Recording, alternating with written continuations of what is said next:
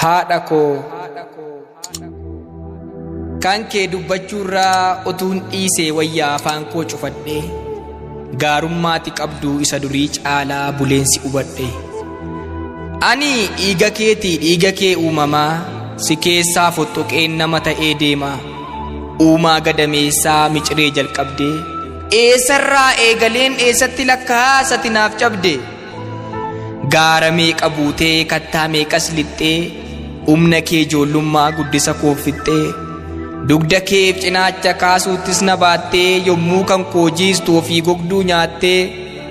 Nama na gochuudhaaf simboon kee salphatee fuulli kee shuntuuree gogaan kee saphatee foon maddii kee dhumee dhooqee bishaan baatee.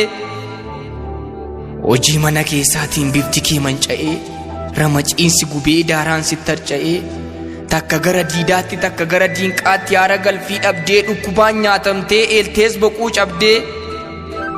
Ho'a gaarummaa keetuu laphee koo na baqsaa armee koo deessee koo haadha galaa dhoksaa.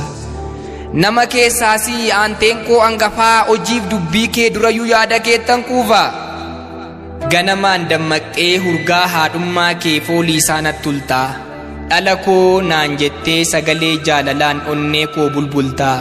Ajaa'us machaa'us si'ii nyaara guuru argeen beeku takkaa haala kam keessattuu dhimma koof owwaachuuf hin dhibamtu bakka. Galmeen seenaa beekaa cabdee dhiiga tuftee natti baafte gatii kan waaqayyoon gadii kan nama hundaan olii wabii koo dha'atii.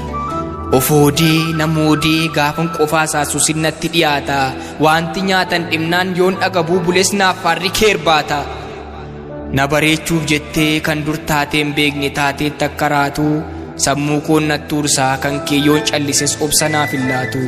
Sirrattan lafa argee eenyummaa koo arraaf si dhaabe utubaa ofii cafaqamtee anaan guddisuun kee naquu kana dhibaa.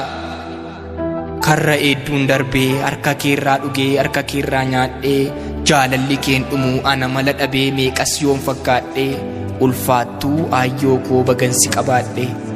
Naaf gameeran jettu baattuu waan hundumaa gorsituu dandeessuu ogeettii uumamaa. Jecha faanii qoftoo eenyummaa keen ibsu amma ni maal jedhee garaa kee si ciibsu.